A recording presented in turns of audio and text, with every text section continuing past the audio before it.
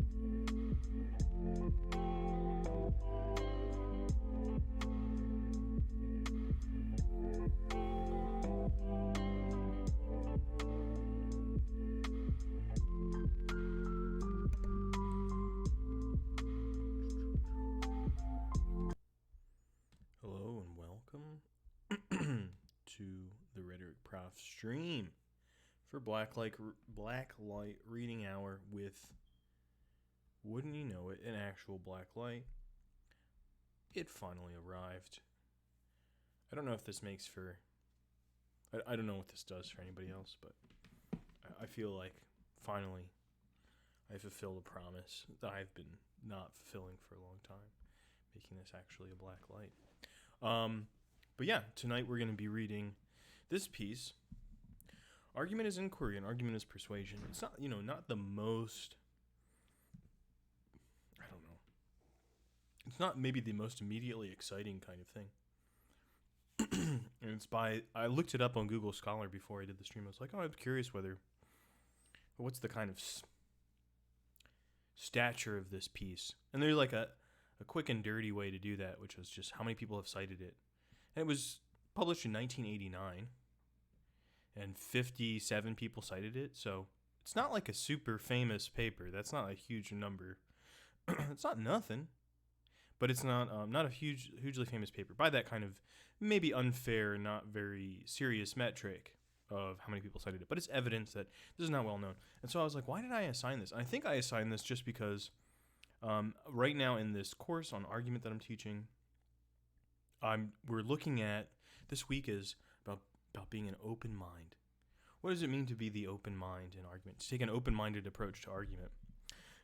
And one of the famous pieces that's often taught in kind of a similar area or similar idea of what I'm going forward in this piece is called Argument as Method by Douglas Enninger. And that piece, while it certainly has a lot to recommend it, and it's much more famous than what we're going to be reading now, I feel like, even though this is still pretty old, it's in 1989, I think that this piece maybe puts forward a slightly clearer, I don't know, we'll see whether that's true. So, excuse me. But Douglas Enninger's argument as method piece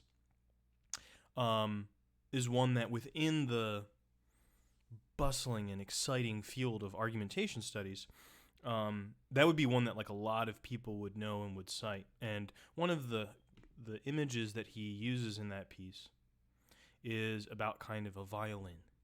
That we need to have like a kind of right tension between having a position that we're staking out in an argument and also being able to kind of resonate with other positions that are available with other people. So between kind of like dialectical and rhetorical, you could say, forms of argumentation. And I think what Milan's putting forward is a kind of, rather than using these weird metaphors and stuff, this guy is a philosopher, I think. I don't know. I mean, actually not really sure who he is. But he's putting forward this view. He's just like, look, he's talking about teaching. He's like, we're teaching this stuff. We're teaching argument. And so let's think about what it would mean to teach this. Like, why, when we're teaching argument as a paper in college, am I asking my students to persuade me? I mean, I actually think that I am doing that oftentimes, but I understand why, there might be another perspective. And so he's going to try to say why there might be another kind of role for argument other than persuasion. So that's kind of the main idea of this piece. And you can see that in the abstract. It's nice when the abstract is just kind of like clear and straightforward. So some theorists of argumentation seem to believe that we should consider the purpose of argumentation to be persuasion. I like that it's a little bit sassy too, right away. Some theorists are. Although persuasion is a purpose of argumentation on some occasions, we must recognize that argumentation can and does have another and equally important purpose, namely inquiry. Inquiry, asking questions, looking into things. I feel like I'm becoming obsessed with various kinds of bad detective fiction and detective shows. I'm reading like a detective book now. So maybe I really like all this kind of these arguments as inquiry, where, because you see in detective fiction a kind of example of this, where you argue for various people are arguing for like what the case might be, and sometimes they are the actual kind of guilty party, so they're trying to persuade you if somebody else did it. But sometimes people are just like, who could it be? And you put forward arguments, and if you're reading detective fiction together, you might do this. But there might be slightly more serious versions of inquiry that would also be argumentative. One reason why this point is important is that argumentation for purposes of inquiry often takes a different form from argumentation for persuasion. This is illustrated by considering how objections are treated in the two cases. This point is also important because the failure to recognize it can distort our understanding of much intellectual activity, and because it has various pedagogical consequences. Okay, so that's what he's saying. These are some of the key words. Some rhetoricians, theorists of argument, and composition theorists that's like the beginning of a bad joke. A rhetorician, a theorist of argument, and a composition theorist walk into a bar, seem to regard the main purpose of argumentation to be persuasion. Here are some examples of this view. Consider first these passages from the introduction to an excellent collection of essays on argumentation theory. This one. The continuing strength of a democratic society depends on a public forum of competing arguments by informed, responsible, and skilled citizen advocates. The readings in part 1 focus on the duties of the advocate. So, in our class, we've also talked about the advocate. It's kind of point of view on argumentation. An understanding of the psychological objectives of reasoned discourse will help determine the advocate's selection of argument and the critic's analysis of controversy. And if you are in my course, you might kind of think about all of the first three characters that we looked at, the dialectician, the advocate, the rhetorician. All of them kind of would agree that argument is in some way about persuasion or about agreement, kind of getting agreement. But these kind of neutral categories, the logician, the open mind, the sophist, at least the way I'm presenting them, are maybe interested in kind of other alternatives to argumentation for agreement. Argumentation as inquiry might be one of them. Of course, right when I start streaming is when I start coughing. Why does this always happen? Gosh, maybe because I'm talking. That's probably why. Okay, so we don't need to read this whole thing. The focus here in a very good and useful book on the theory of argumentation is on the use of argument for purposes of persuasion. Composition textbooks typically give heavy, sometimes exclusive emphasis on the persuasive use of argumentation. For example, Lucille Vaughan Payne says in a composition text that has been widely used, "The goal in any argument is identical to the goal in any essay, to win others to a particular point of view, to persuade." Another specific example of this sort of view will be examined later in this paper. These three specific examples are representatives of what seems to be a widely held view on the main purpose of argumentation. My aim in this paper is to try to counter this view by developing the notion of argumentation. I'm going to get some water, actually, after this paragraph. As a method of inquiry in contrasting this notion with the prevailing idea. The main purpose of argument is persuasion. Hey. Oh. You're an ad. Okay. Well, don't listen to the ad, but I'll be back in a second. Don't be persuaded. Inquire.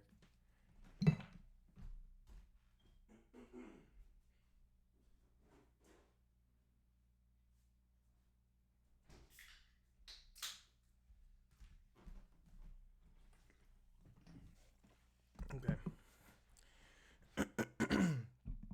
Why would I want this kind of terrible product that you're advertising? What argument could you possibly make to persuade me? Or I could instead say, how can I inquire into the quality of this product? But I'm already persuaded, unfortunately, about this particular one, about Dogecoin or whatever. Okay. This aim is important, I believe, for reasons of theory. Given the persuasiveness of argumentation in our culture, it is important that we understand, pervasiveness of argumentation, to understand what it is and what it can be used for, and with particular reference to the thesis of this paper. How the form will vary with the goals. So how you argue is going to depend on what you're trying to do. If you're trying to persuade people, you might argue in a particular way. That may not always be the best, if there's something else to do. But this is also important for practical reasons, and especially for pedagogical reasons. That just means teaching. Or, yeah, let's just say that. If our students are taught in high school that the purpose of argumentation is persuasion, and when they enter college and find that argumentation occurs all the time at the university level, they have no choice but to assume that their college teachers who present them with arguments are trying to persuade the students. Ah, for the days when people would present people arguments, rather than just saying, here's what things are. But no, I think this is actually a good point, because a lot of times people have the idea that, you'll hear this argument a lot about like school boards and about education, that people have an agenda. And sometimes the evidence for that is, well, people are kind of arguing things in the classroom. God forbid. It's terrible. And what they should do is just stick to the facts.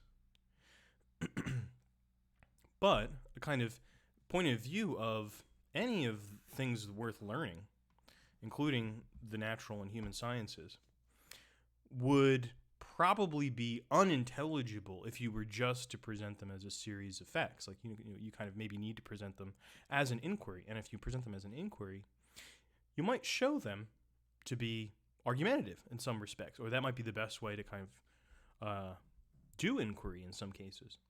What goes on at the college level, according to our official statements, is inquiry. A physicist or biologist who argues an intellectual course by giving reasons for a particular scientific hypothesis is not typically trying to persuade his or her students. The teacher is often trying to see what the weight of the reasons for believing the hypothesis is. This is thus a matter of inquiry rather than persuasion. We need to convey this to our students so that they will have a greater understanding of intellectual life. I think that is important, as I've kind of already said. I think it's also something that people know when they experience it most of the time.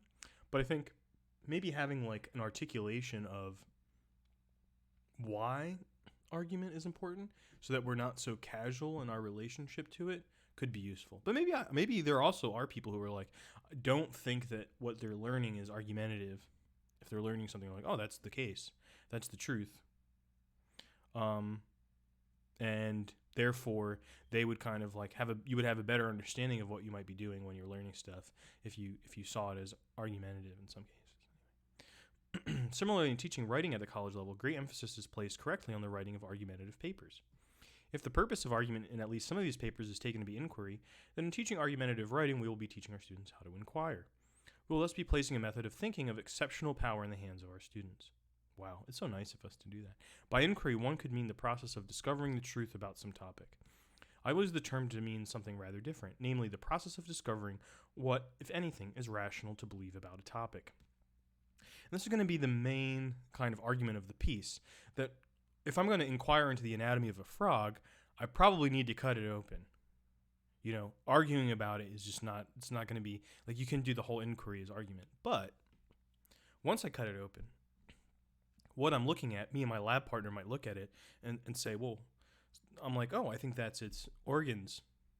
They're like, no, that's just like the stuffing that they put in there. And we might kind of have a disagreement to be like, well, is it really rational to believe that? Or maybe I need a new lab partner, or, whatever. Kind of figuring out what we're talking about, what we're looking at when we're doing inquiry. So the argumentative process of inquiry are as follows. The basic steps. Determining a question or problem to be inquired into. What are we trying to figure out? Formulating a hypothesis or a position on the question or problem. Constructing an argument for a hypothesis or position. Developing objections to the argument for the hypothesis or position. Devising replies to the objections. And if this sounds familiar to you, it certainly sounds familiar to me. This was kind of a version of this was on my wall in the classroom, or at least some of them that I was in, which would be the scientific method.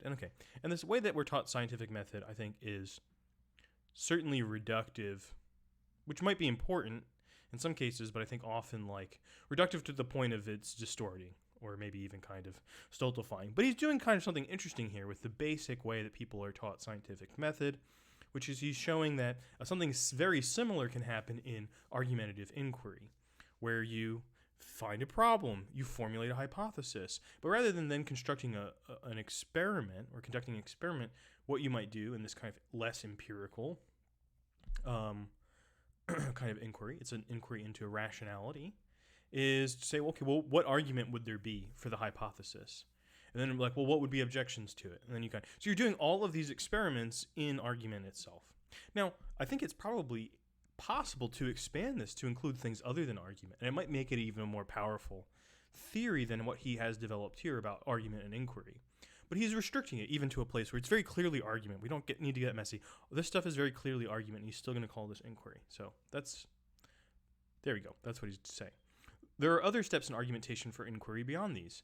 For example, one will often develop objections not to the argument for the hypothesis, but instead to the hypothesis or position itself. Imagine that. This is logically very different from, but equally legitimate as, creating objections to arguments. I mean, yeah, I guess it's logically different. We don't have to get into why logically it would be different, but if you remember, if you're in my class, last week we talked about logic and we talked a lot about hypothesis. Just think about the different kind of inference forms of deduction, induction, hypothesis, and you might get a sense of what he's talking about. So question, should the media, particularly television reports, be allowed to forecast the results of presidential elections before the polls close around the country? Position, the media should not be allowed to do this. Argument, such reports will influence the voting behavior of those who will not already have voted. Objections, surveys of such voters show that in fact no such influence results from forecasts of this kind. Objection 2, prohibiting the media from making such forecasts is a violation of the constitutional protection of freedom of speech. And it's weird though, is like, he's like, here's an illustration, but where's this coming from? This is kind of like out of thin air. And so here he's kind of doing something that I don't love, but he's giving an illustration of like rationally what it might look like if you were to map out this whole process. But the process isn't going to look like this. This is not an image of the process. This is an image of the result of a kind of argumentative inquiry. And it's a very limited one. So this is not, I don't think this is like the best illustration of what I think might be the more powerful idea that this could be applied to, but where there's this kind of process of inquiry that might be ongoing for quite a bit of time. It's not just coming up with two objections for a position. I mean, this is it's kind of basic. It's a little basic. Okay, but whatever. But only objection 1 is an objection to the argument giving here for that position. The argument speaks about possible influences on voting behavior, and so does objection 1. Objection 2 speaks about something else, namely the constitutional status of a prohibition on forecasts, a status which the argument does not mention at all. This does not mean that objection 2 is irrelevant to the topic, but only that it is irrelevant to the argument given. And so what he means is irrelevant. It's like the argument doesn't make a claim directly about this, but obviously in a lot of contexts where we'd be talking about voting in the United States, constitutional protections of various kinds would be relevant. So, yeah. This guy's a philosopher. Okay. In argumentation for the purpose of inquiry, the function of argumentation is to put forward possible reasons for belief and then to test those reasons. How clear is that? That's so nice. It's nice and clear. You got to give them up for some clear prose once in a while. Why not? The possible belief is embodied in the position taken or the hypothesis advanced. The possible reasons for the belief are embodied in the arguments given. And the test consists in raising objections and then determining whether strong replies can be given to the objections. The technique of objections provides two kinds of tests. 1. Tests of the arguments given for the position, and 2. Tests of the position directly. Objections 1 and 2 are examples, respectively, of the beginning of each of these kinds of tests. And if you're already starting to get a little suspicious here, you're like, wait a minute, what kind of tests are we talking about? Like if we did a kind of test for whether you have COVID, and you're like, well, what are the possible reasons where I may have gotten COVID, and what are objections against them? This would not be a good way of testing for whether people had COVID. You'd want an empirical test. And so tests here are not the same as experiments. But remember, his kind of framework here is, what is it rational, okay, important for him, what is it rational to believe? And so we're trying to think about, well, how do I formulate a belief? How do I come up with a belief? Maybe kind of arguing internally with myself would be one of those processes. I could do that also with other people. Well, the point there isn't necessarily that I want to persuade myself of a belief. That would be a distortion of trying to come up with what would be the right thing to believe if I already had something in mind. Well, why do I have that in mind? So that's one of the reasons why he doesn't want it to just always be persuasion. These two kinds of tests function differently. Suppose that an objection to the argument, such as objection 1, turns out to be very strong and cannot be cogently replied to. This would tend to show the argument does not provide a good reason for believing the position or hypothesis, but it would not show that the position or hypothesis must be given up. For there might well be some other argument which is itself very strong and which provides strong support for the position or hypothesis. The same is true of objections directly to the position, even if the objection is very strong.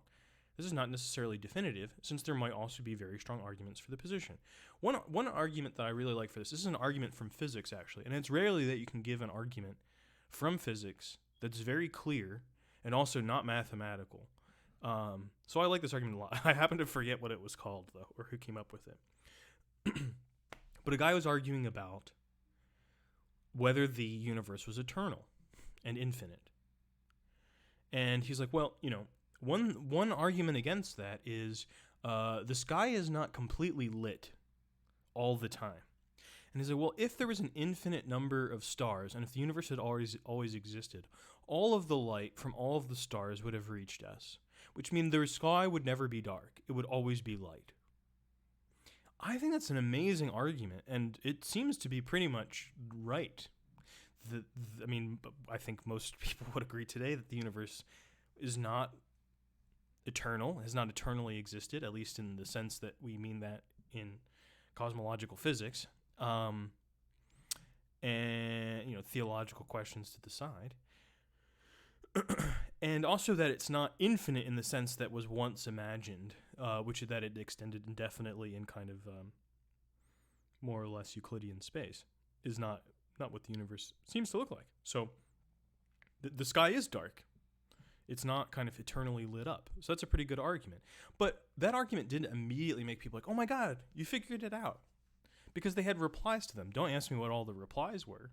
I don't know. I forget what the replies were because the argument was so good. But people had answers to that for a while anyway. Because there were people that still held that position. Okay. Anyway, the aim then of argumentation for the purpose of inquiry is to discover arguments that are relevant to a position or hypothesis and to discover the strength or weakness of those arguments. Of course, every stage of this process of argumentation after the statement of the problem and of the position is itself an argument, which is like, the Matryoshka doll problem of argumentation theory and study and kind of the bane of undergraduate attempt to grapple with these things. But also what makes it fun, which is because you're like, oh, wow, all this stuff is becoming arguments. It's like everything is cake, like in the meme. An objection, if fully stated, is an argument, and so is each reply. In actual cases of argumentation, objections and replies are often stated in fragmentary form, and therefore give the appearance of not being arguments. Is too that objection and replies are themselves arguments mean that each objection and reply can become the beginning and the focus of new lines of argumentation, which, When the purpose of argumentation is inquiry, aim at testing the strength of the objection or reply in question.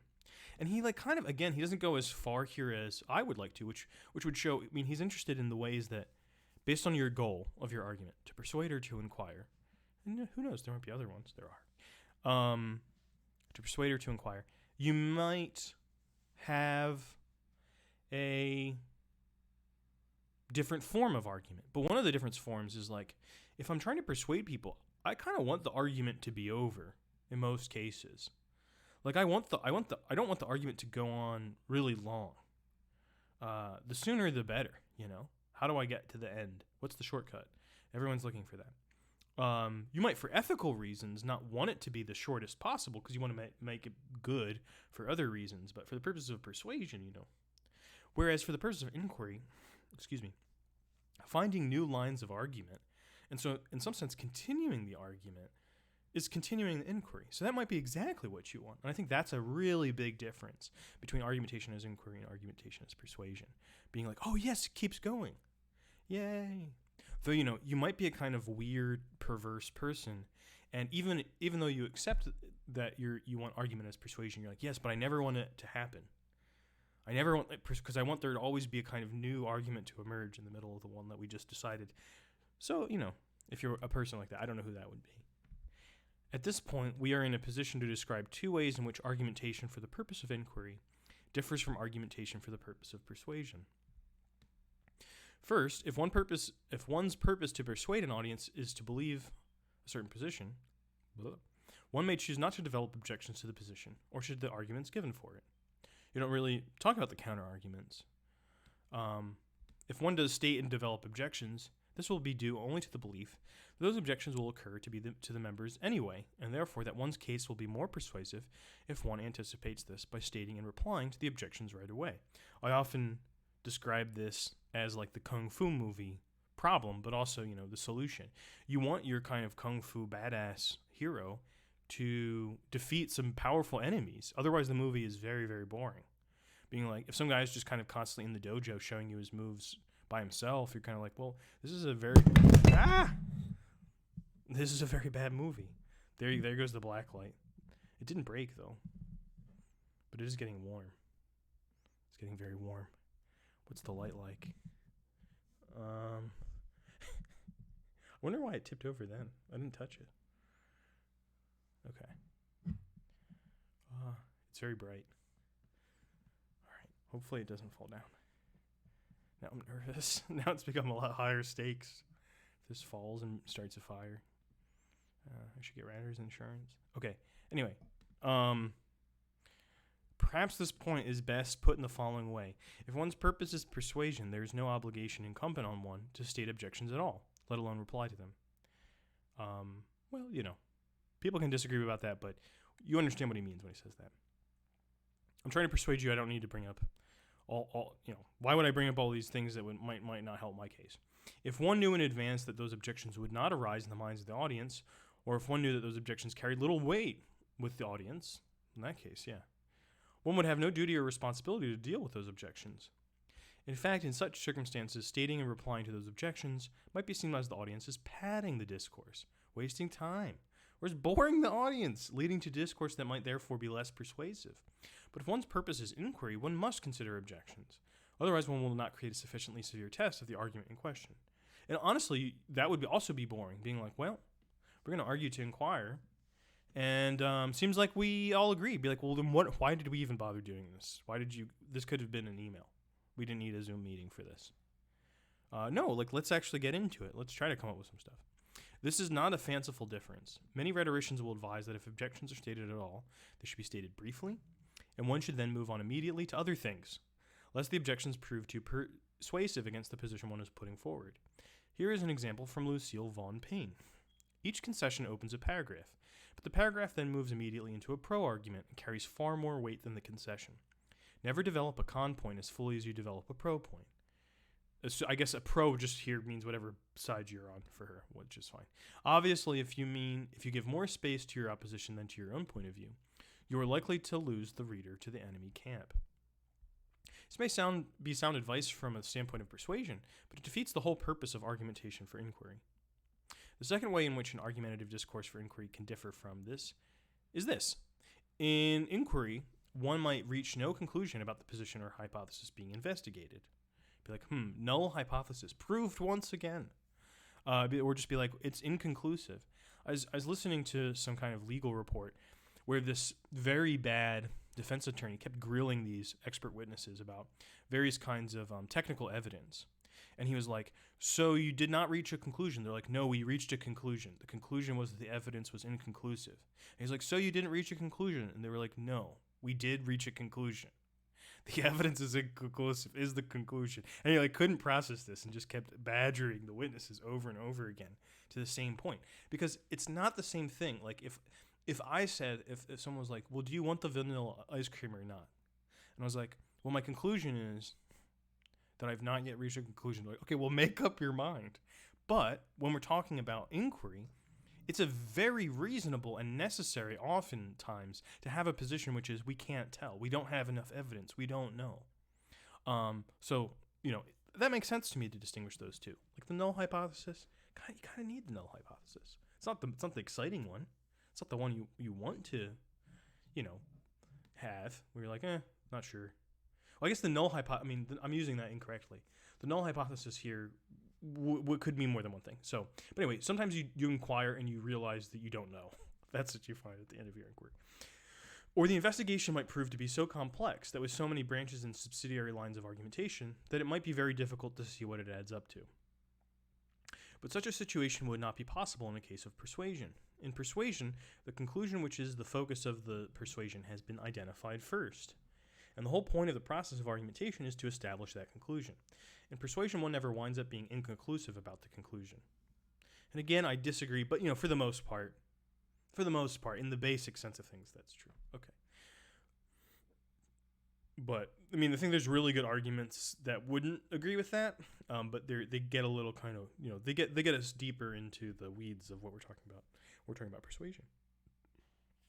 One that I thought was not super weird or difficult, but unfortunately has a lot of old-timey references, is David Bromwich's piece, who writes for the London Review of Books. He wrote a book, or he gave a series of lectures called Does Persuasion Occur? And one of his things, he's like, well, persuasiveness might be in a discourse. Like something might be written persuasively in the way that it has power, but it may make someone believe the opposite or something very different, or take a different point of view for an audience that kind of wasn't intended, or interpret something in a way that couldn't have been foreseen by the argument. And that still could be kind of understood in some sense as persuasive, something that's persuasive about the discourse. Okay. Those who regard persuasion as the purpose of argument, let us call them the persuasionists for short, seem to think that in every situation, somebody, or sometimes everybody, already has a conclusion of which he or she wishes to persuade others. But this is simply not true. Often a group of people will get together to try to come to a conclusion, with none of them initially having any belief of which he or she wants to persuade the others. This is true, of course, in cases of inquiry, purely for the sake of knowledge, cases, that is, of pure research. But it is also true in cases in which detectives try to identify the murderer, or in which public health officials try to identify the source of the pollution. It is true in business and government too, where groups come together to try to solve a problem or try to settle on a course of action, and where no member of the group has a preconceived idea of what the best solution or course of action might be. Well, I think they probably have some ideas, but okay. Right, we don't know. We're getting together to argue not because anybody has an agenda for a position that they want. They're just like, what could be the case? What should we do? Oh my God, let's brainstorm. And maybe brainstorming, in fact, the discourse of brainstorming has probably in many ways not helped our understanding of this, because the guy that came up with brainstorming, his name is Edward de Bono, was a business consultant. And Edward de Bono was very interested in this idea of lateral thinking. And in one of his books, one of the few books of his that I actually think is worthwhile, is called Six Thinking Hats. And he's like, the big problem is that we kind of get argumentative too quickly. So we need to learn how to do other things, how to be kind of emotional and optimistic and all this other kind of stuff. But he still reserves a place for argument. and argumentation, but he kind of wants to think about argumentation as like negative criticism of an idea, kind of like testing a thesis, as we might say, for the dialectical point of view. And so why is that not, why is that kind of frowned upon? Because it's going with a very simple idea of argumentation as interpersonal strife. And that might be important in business contexts where you really need to make sure that we can kind of do lots of good, innovative thinking without having kind of people come to blows or get kind of too heated. It needs to be kind of done in a professional environment. So our idea is about like thinking in general, because we've taken up this idea of brainstorming as the thing that you do when you're trying to think at first. We may have lost some of the kind of finer tread on the tire because the whole purpose of brainstorming was to minimize its argumentative aspect. Anyway, that's what I'm saying. It's my story. I'm sticking to it about Edward de Bono. I mean, I've taught his book, so it's not like I hate him or anything, but he just ruined public discourse. That's all. Here, the second person has become persuaded by the argument. Okay, it might even happen that one person gives an argument which he or she does not believe and which he or she is not trying to convince anyone. He gives it perhaps as an argument which should carry little weight, just to get that argument out of the way, but which in fact convinces another person. So you're like, okay, well, let's go through everything. What are the possibilities here? Who could have done it? Well, surely it wasn't the butler, but if it was, here the second person has become persuaded by the argument given by the first person, but no persuasion of one person by another has taken place.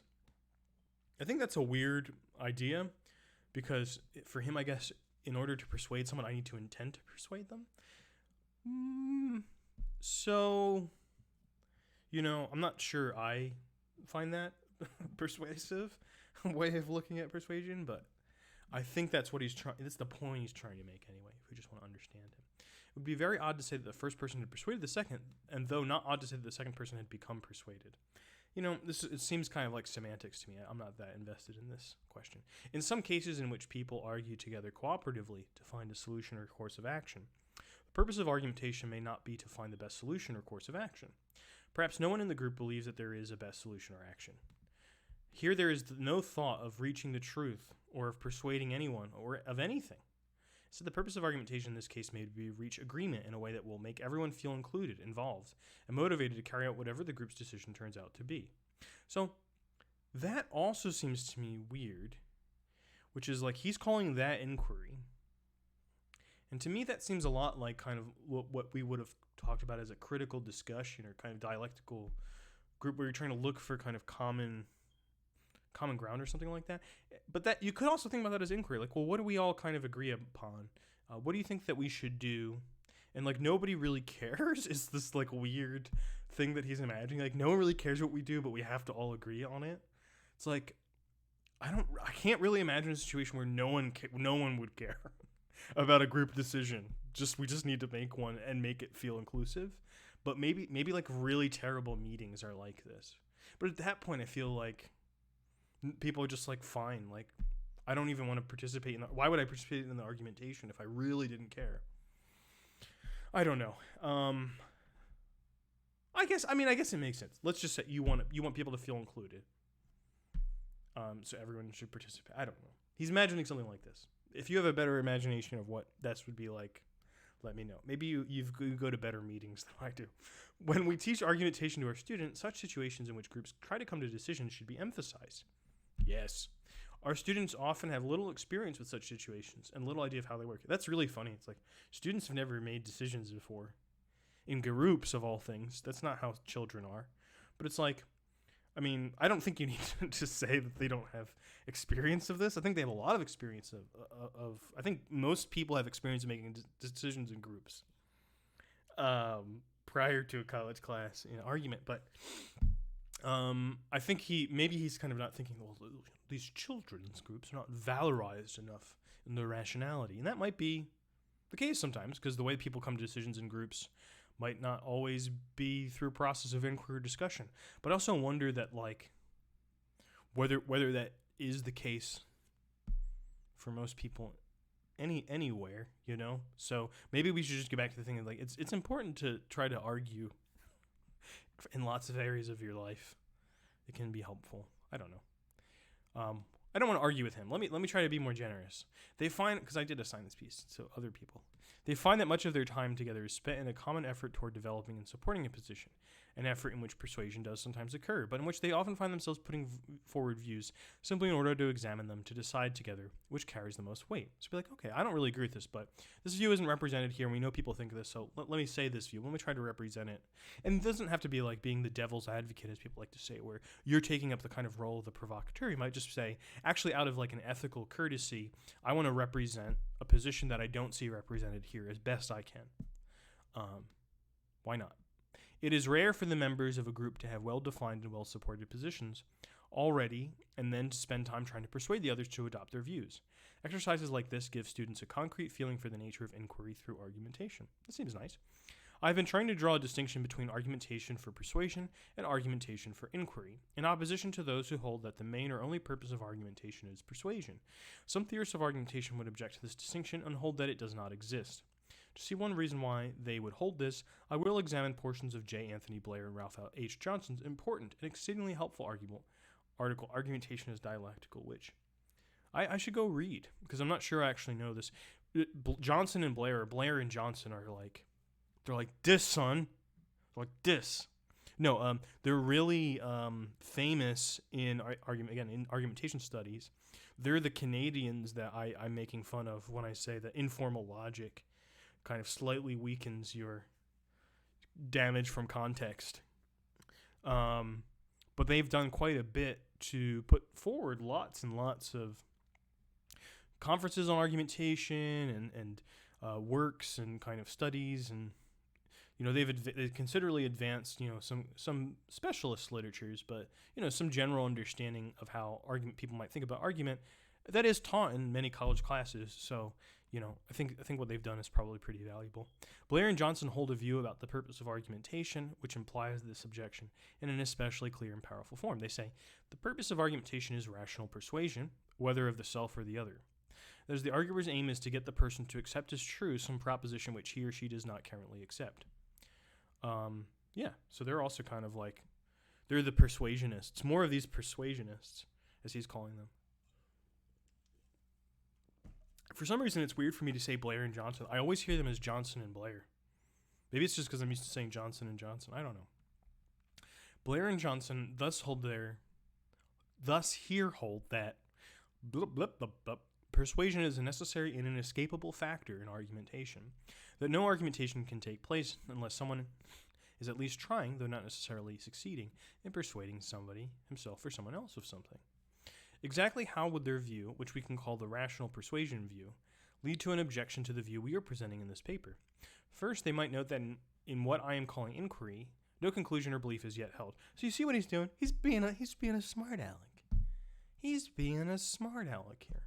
He's, in some sense, I think, trying to show you what it would be like to do argument as inquiry. He's like putting forward the argument for their position, which he doesn't believe in. He's not trying to persuade you of this. He's trying to kind of test his own hypothesis. Okay, it does seem to me very similar to persuasion in the end, because he's putting forward this hypothesis because he does believe in it. Okay, but there, of course, could be non-published papers where you have a bunch of hypotheses that you just came up with, and you're like, I'm just starting to think about these and I really don't yet have a position on this.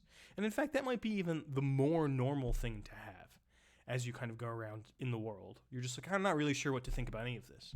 And if you do take the time to do it, one way you might think about it would be, well, what would be the arguments for all these different positions? Okay. But here's the kind of counter position, the objections that he's raising against himself. This is not strictly speaking true. One might and frequently does conduct inquiry into beliefs that one already holds. In such cases, the process of inquiry aims at testing those beliefs by testing the reasons one does or can have for having those beliefs. But for the sake of simplicity in eliciting this objection, we will deal only with the case in which no belief on the topic in question is held. A person who is inquiring without holding any beliefs on the topic in question is searching for some beliefs to hold. Therefore, such a person can be regarded as carrying out the process of inquiry for the purpose of persuading himself or herself of some belief. So like, even if I don't know, this is the objection, right? Even if I don't have a particular belief in mind that I'm trying to persuade myself of, I want to be persuaded of something. So thus, this too is a case of argumentation for the purpose of persuasion. In other words, the rational persuasion view would point out to me that my distinction is illusory. Argumentation for the purpose of inquiry is argumentation for the purpose of persuasion of oneself. Mask off. Scooby-Doo episode over. Wait a minute. There's more. The rational persuasionist would diagnose my mistake as stemming from the false belief that persuasion is always undertaken by someone for the purpose of persuading someone else. This is a mistake because people often want and need to persuade themselves, that is, to have beliefs on the topic in question, through being convinced by themselves that those are the right beliefs to have. The rational persuasionist might go on. I like how he's keeping this as a fiction, the rational persuasionist. This is the other position, not his own position, which is confusing because he's kind of named his position something very similar. But whatever. The rational persuasionist might go on to make one further an extremely important point about this. They might acknowledge that there is a difference between argumentation for inquiry and argumentation for persuasion, but they might maintain it is not the difference that we have described. In standard, full-blown, and paradigmatic cases of persuasion, a conclusion is already held by the persuader, and he or she tries to persuade someone else of that conclusion. That's the main thing. In other words, it is already known what the conclusion is. In what we are calling inquiry, it is not already known what the conclusion is, but it does not follow from this that no persuasion is being attempted. The arguer is trying to persuade himself of some belief or other without knowing in advance what belief that will turn out to be. This is the difference between inquiry and persuasion. But persuasion, aimed at already known or not yet known beliefs, is still the goal in both kinds of cases. An analogy that comes to mind for me that I would use to respond to this of being like, well, imagine you were describing the act of putting on clothes. I don't know why this is the one that's coming to me. No, and if you were like, someone's putting on clothes in the morning, you're like, look, these people are putting on clothes. And then you're in like a kind of department store dressing room. I'm not saying that you should go in and like, you know what I mean. But someone in an apartment store dressing room, like, look, this person's putting on clothes. They're doing the same thing. Well, there's a pretty important difference because the person that's putting on their clothes at home is putting them on because they're their clothes, one would hope, and they're using them as clothes. The person that's putting them on in the dressing room is eventually, yes, thinking about them being their own clothes of my own. But the purpose of putting them on in this case is to see whether they fit. And to me, it makes a lot of sense to distinguish putting on, quote, clothes to see whether they fit and just putting on clothes.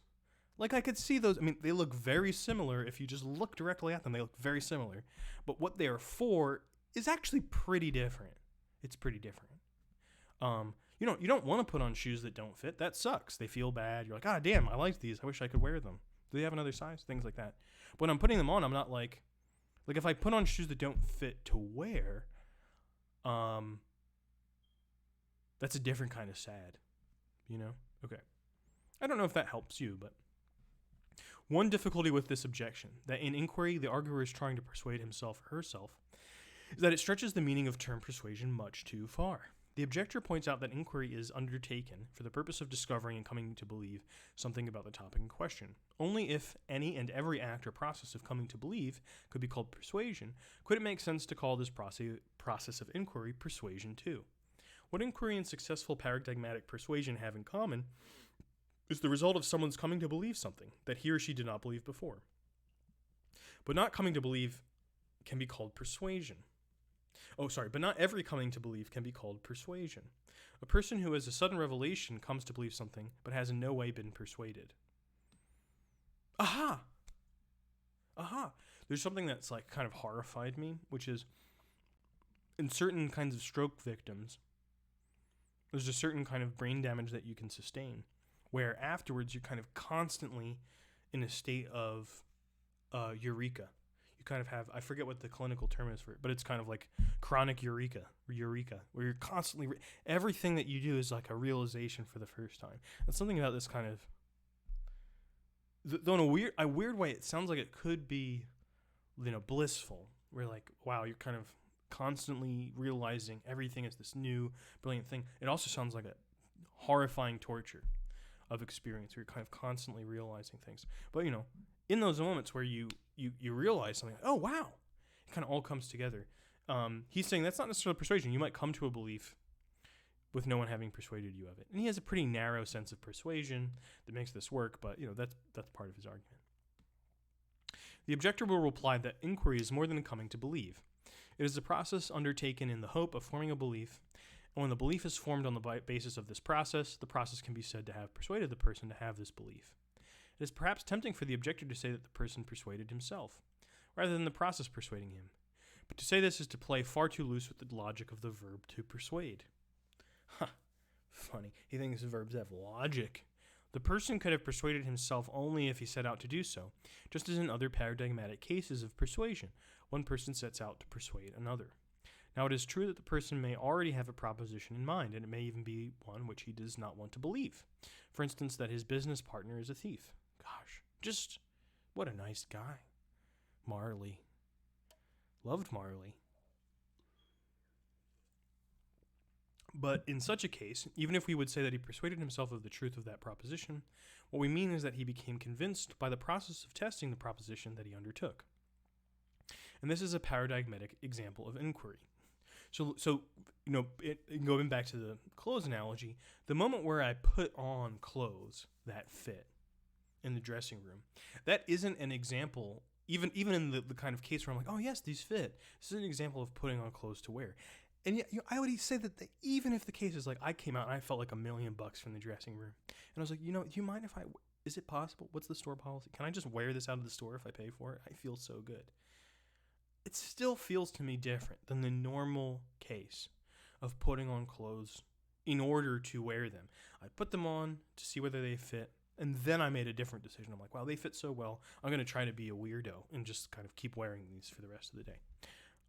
Most people would just take them off, put them on, and then wear them for another outfit. Maybe you'd wash them first. Perhaps the strongest reply to the objection depends on the fact that argumentation for inquiry can be successful even if the arguer does not come to believe a proposition in the sense in which the audience comes to believe a proposition in cases of successful persuasion. In cases of persuasion, the persuader has a proposition about this topic in mind. This proposition is typically about the substance of the matter. Okay. For example, the proposition may be that developers ought to underwrite studies about the effects that their proposed developments would have on the environment. He could have come up with anything. So this is what I hate about the philosophers. They always give you an example, and it could be anything. And they always pick like this very horrible, boring stuff. Or it may be that there are a few exceptions. What is it like to be a bat? What would it be like to be a bat? Watching TV. That would be nice. Okay, sometimes they can be weird and cool. But usually they're very, very boring. It's like if you got to pick any example, at least make it interesting. These are substantive proposals of the sort that are almost always the focus of dialectical argumentation for persuasion. And here I am talking about putting on clothes. What should I say? But in argumentation for inquiry, the situation is entirely different. While the process of argumentation for inquiry may entertain and examine a number of substantive propositions about the topic in question, such argumentation can be successful even if the inquirer reaches no substantive conclusions and acquires no substantive beliefs about the topic. So what might that be like? Here are some situations of this kind. Here we go. The arguments pro and con for a given proposition are found upon testing with objections and replies to balance each other out. In such a case, the rational thing to do is not to form a substantive belief on the topic, since reason does not support one side over the other. So, one kind of classic example of this, and maybe I'll try to come up with another one, but one classic example of this was the argument before we had all of the kind of cosmological physics stuff about whether the universe began or did not begin. And Immanuel Kant was like, well, we looked at the arguments on both sides, but actually we don't even need to, because we've discovered that this is an antinomy of reason. That this is not a question that can be decided by evidence. At least this is what he thought at the time. He's like, this has to do with a kind of problem like within the limits of reason itself. So it would actually be irrational to kind of have a belief about this either way. And it really seems like there should be an answer. Like it either began or it didn't. Come on, buddy. But he's like, no, it's an antinomy of reason. Okay, that was Kant's argument. Another example might be like even on an ethical question, where you're like, well, I've explored this problem pretty fully in this case, and I don't think that there's kind of a clear reason to decide one way or the other about, whether, I don't know, pick some ethical dilemma. Whether in general we should have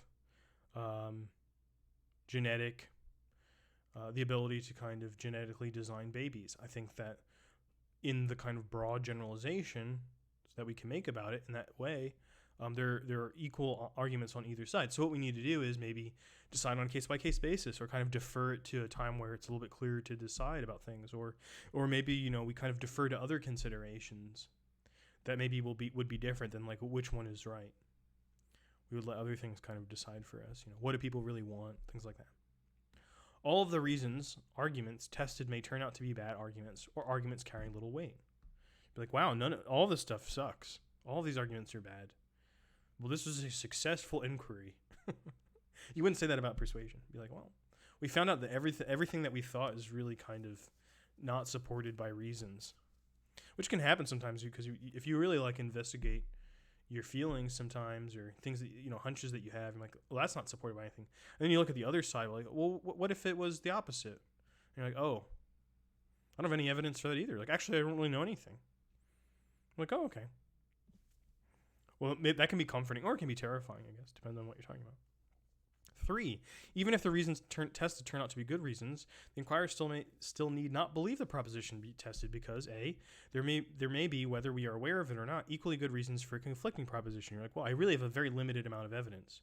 The evidence I have seems like reasons to support this, but there's very likely to be a better evidence somewhere, and it could be against it. So I'm still not going to give it my belief. Or B, while the reasons may be good reasons, they may be judged to be insufficient to warrant belief.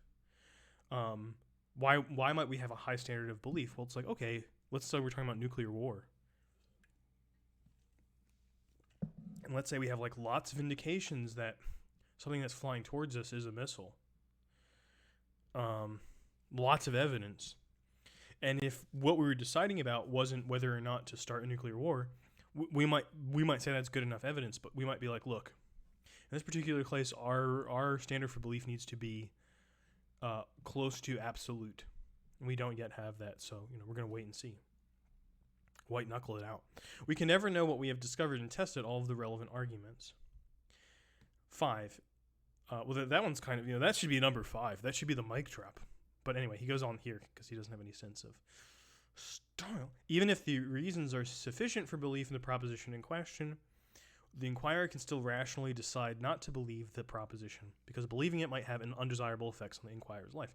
And somebody made like a really good point, was arguing about this in my class Discord. And she was like, this could be like a fallacy. Sounds a lot like a fallacy where you just kind of bring up random doubts. The ad ignorantium fallacy, which has, I guess, lots of different forms. She had encountered it in another class. So I was like, oh, okay. We haven't really talked about fallacies yet. So it's like middle of the semester. We haven't even talked about fallacies.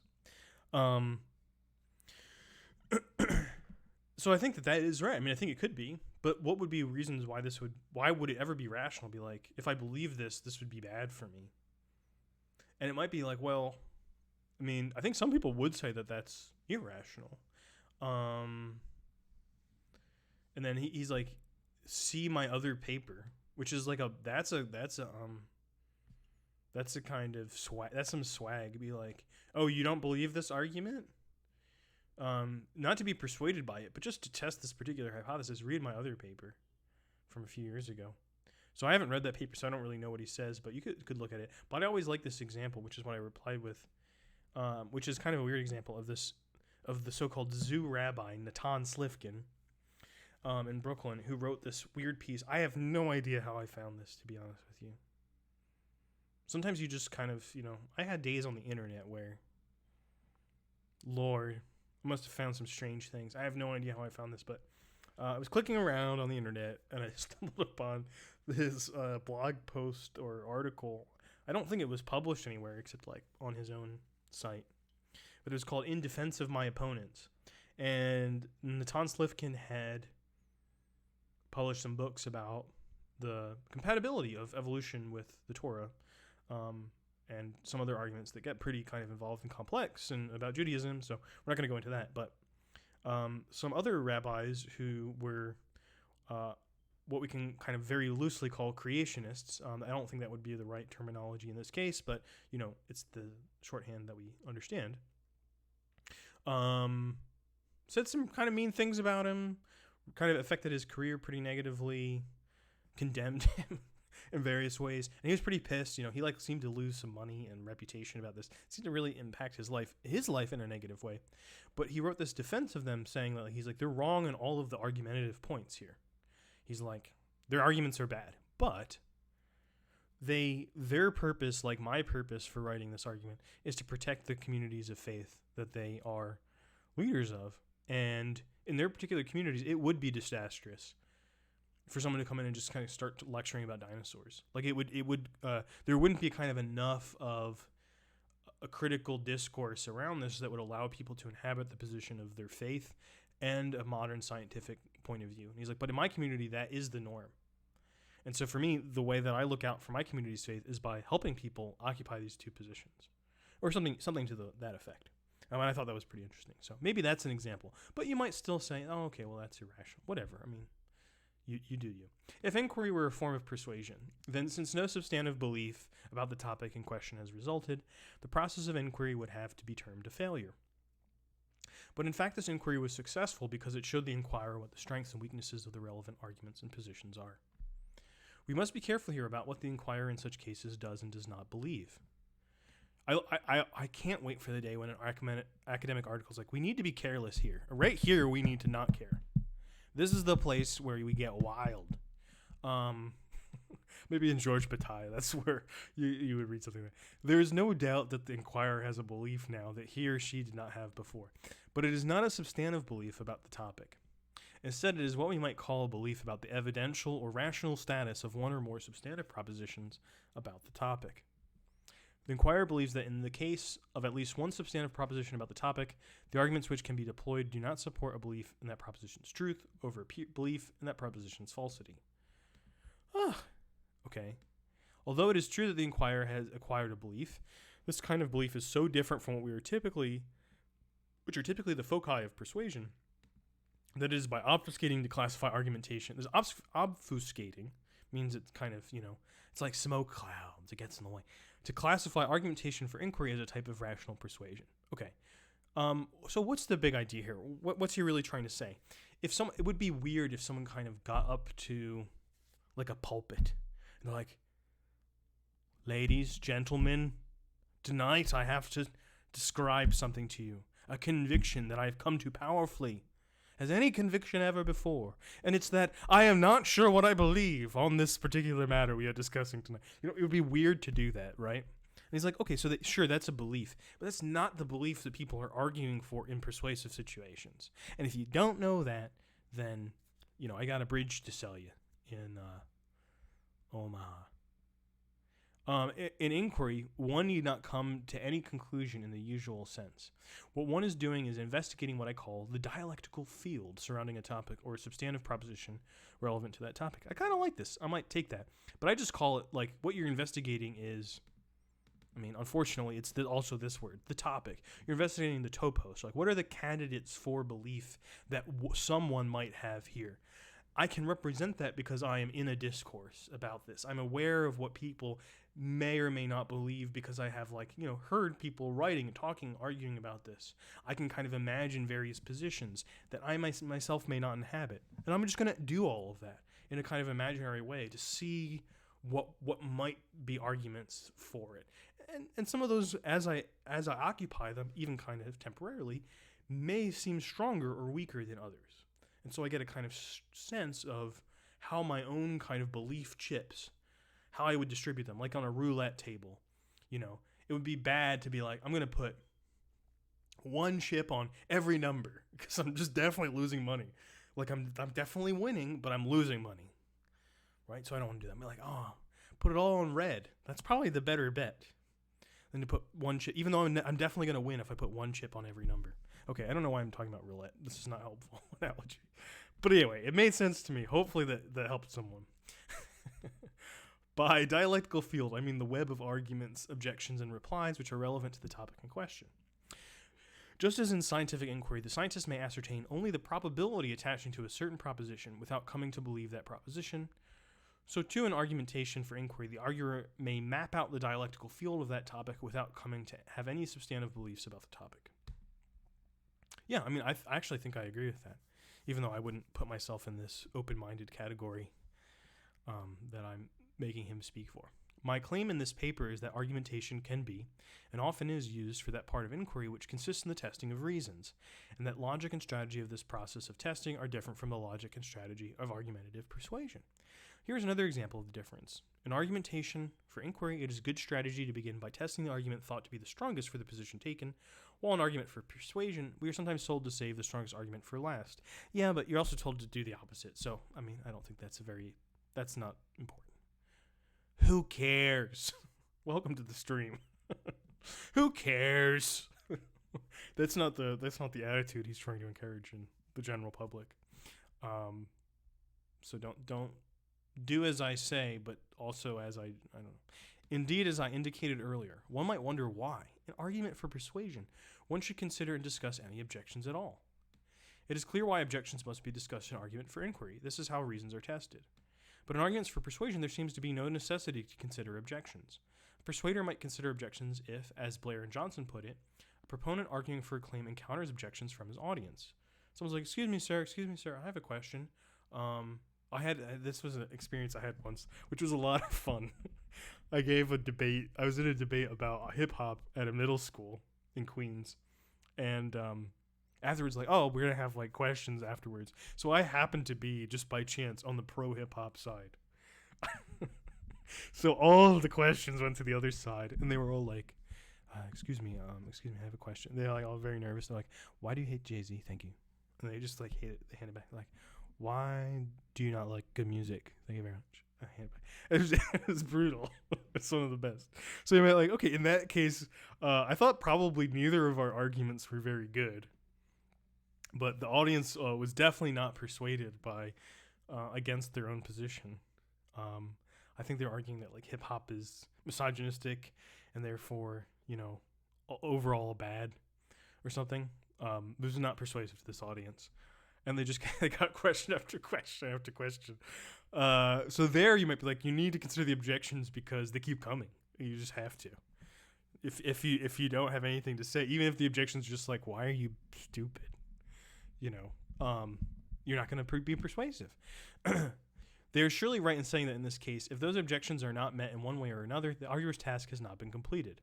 Though, of course, the phrase one way or another, that does sound a little bit like one way or another. It sounds a little threatening. Allows all sorts of ripostes, not all of them rational, as in ridiculing the objector. I think it sometimes is rational. I say this very seriously. Sometimes it is rational to ridicule people. I don't understand why it wouldn't be.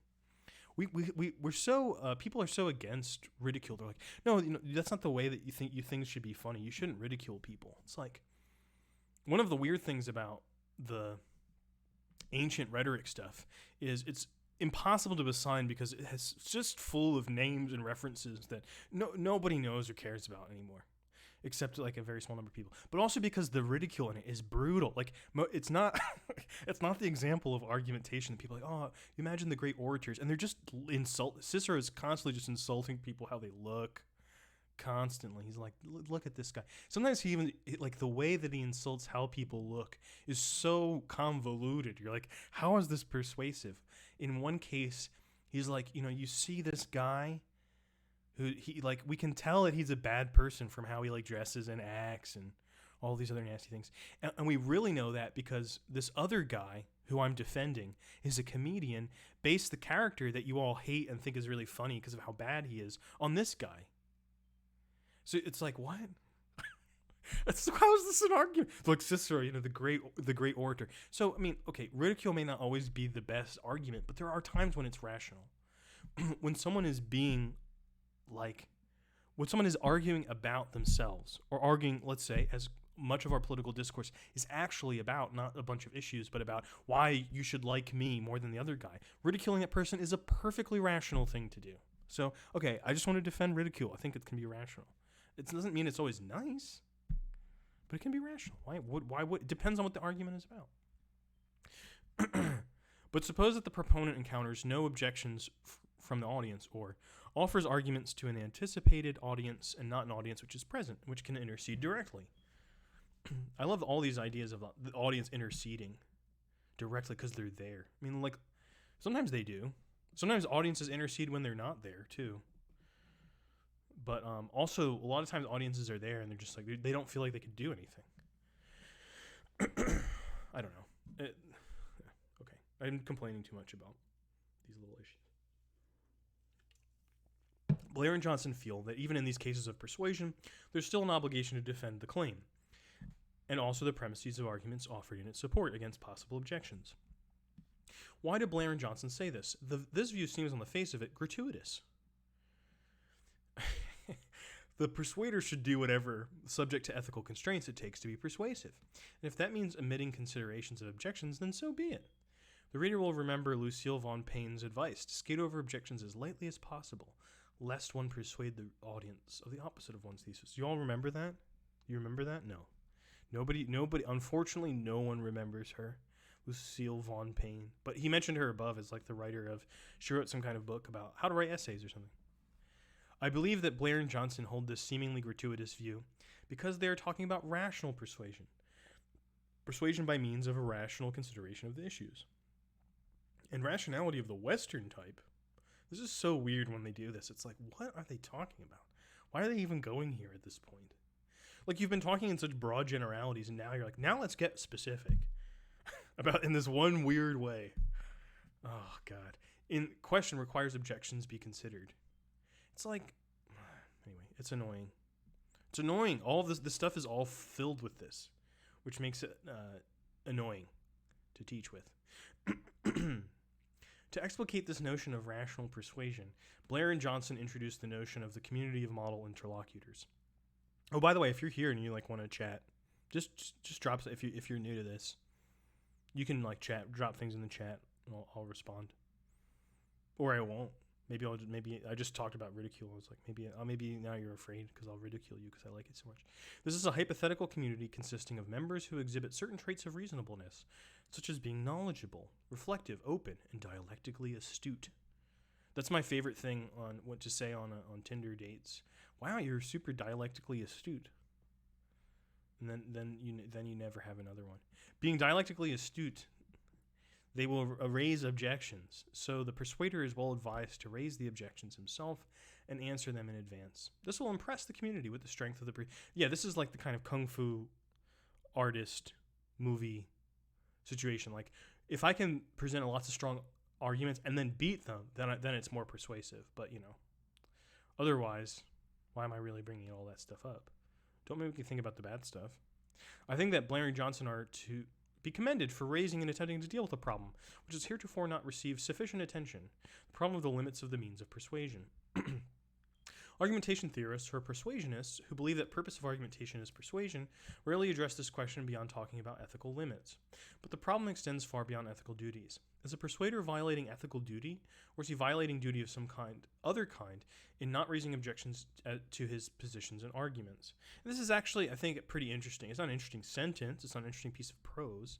But the idea is interesting. It's like, you might not, it's not that you're doing something wrong, ethically, morally, if you're not considering other kinds of objections, but you might be failing to do something else in light of a kind of commitment that you're making when you're arguing. You may not be doing the act fully itself in a certain kind of way.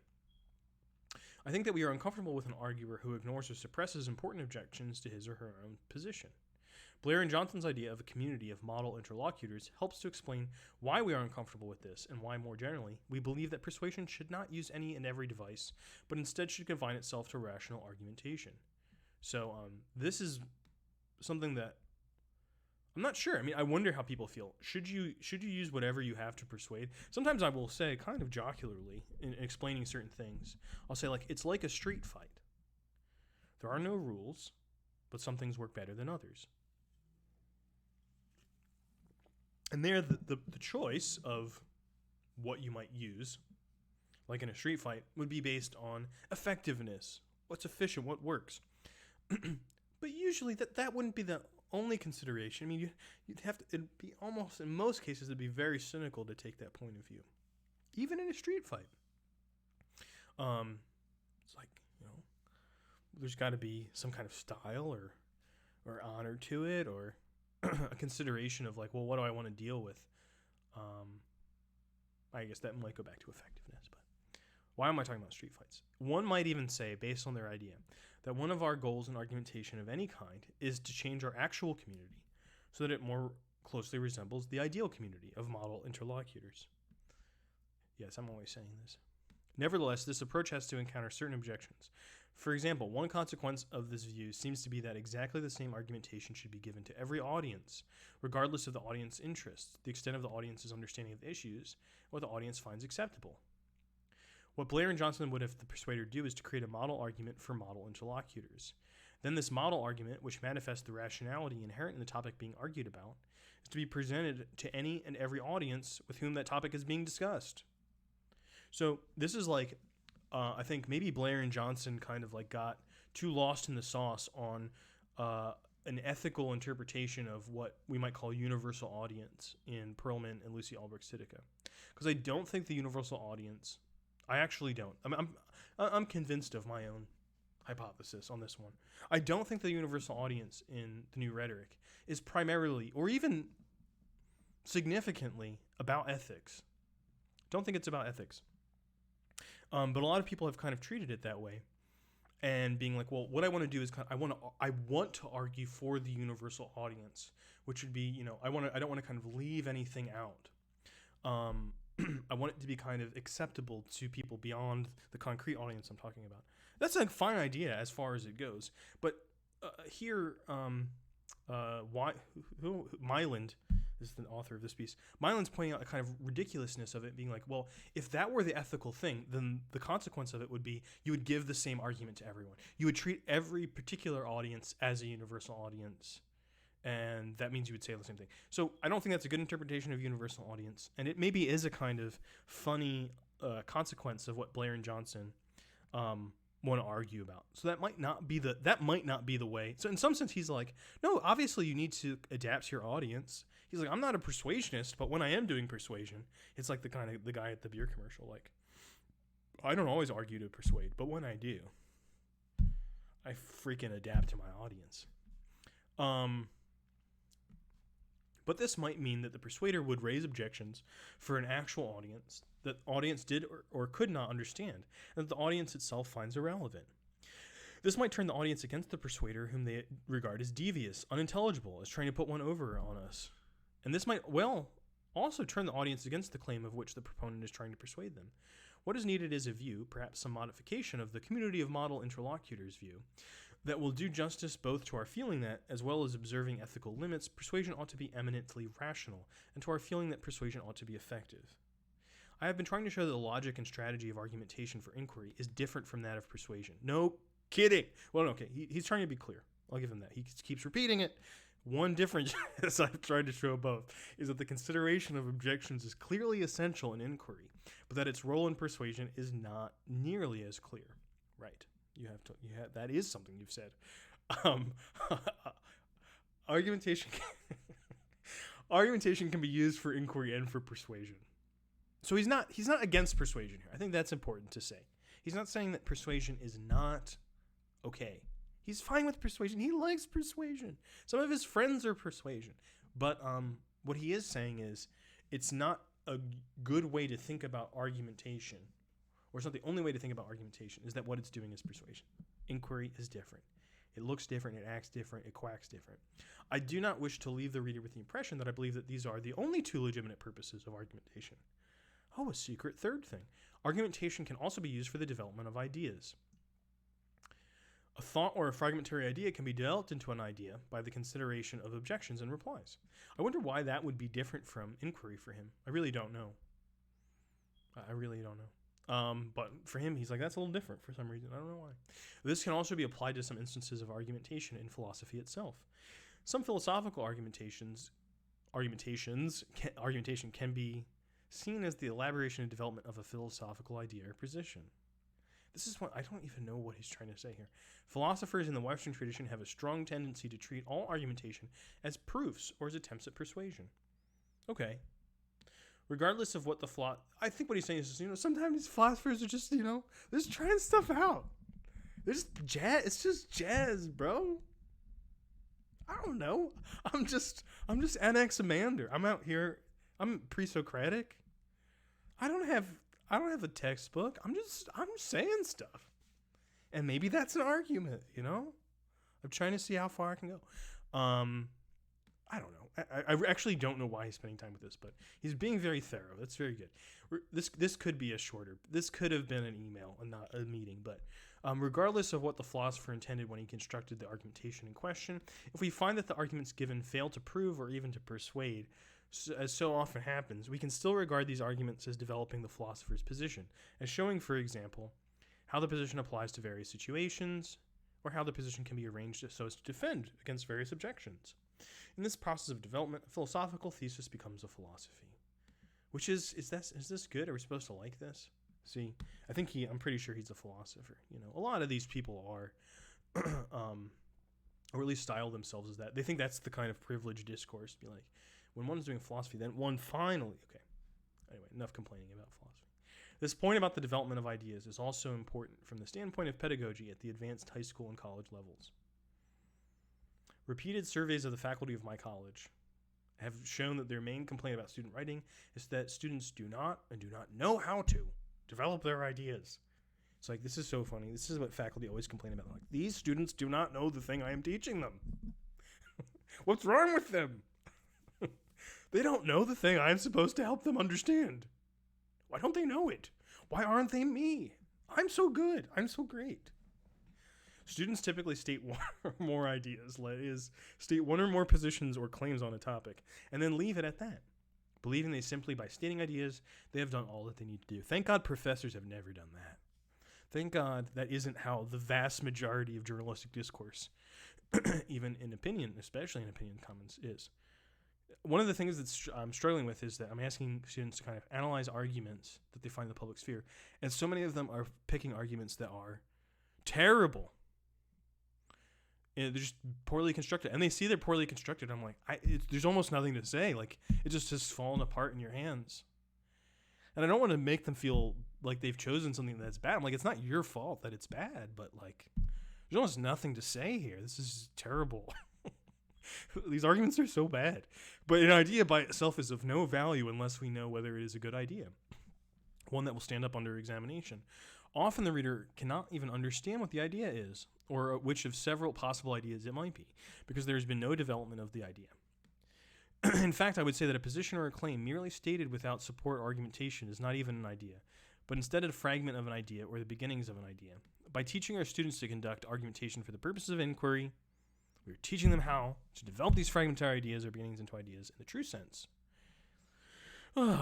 Ideas which can be understood and tested, and which are therefore useful to the arguer himself and to others. Okay, this all seems kind of like the same idea, so I don't know how different this is, but anyway, this puts forward the view in the title, or it offers as a hypothesis that one may rationally test and accept. What I think is actually a very useful distinction, which is that argument might be different if we treat it as a mode of inquiry. So I'm curious what you thought about that. That's pretty much all she wrote, all he wrote. This is Jack, after all. Good old Jack.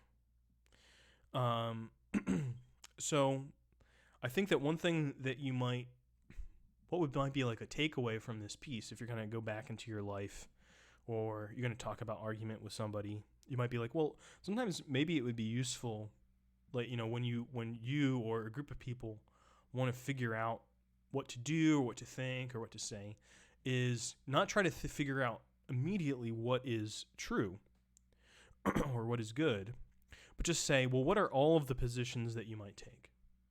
What are all of the positions that we can imagine anyone taking, and then try to argue for them and see where it takes us. And let's not immediately dismiss a position, not because we believe in it, just because we're trying to map out kind of how strong and how weak positions are. We can only see that relative to each other. So even if we end up with the same position that we might already be inclined to, how strong that position might change. It might look different. We might take the same idea we already had, but we might feel a little bit. We might be like, actually, it's an even stronger argument than I thought, because I looked at all the other possibilities.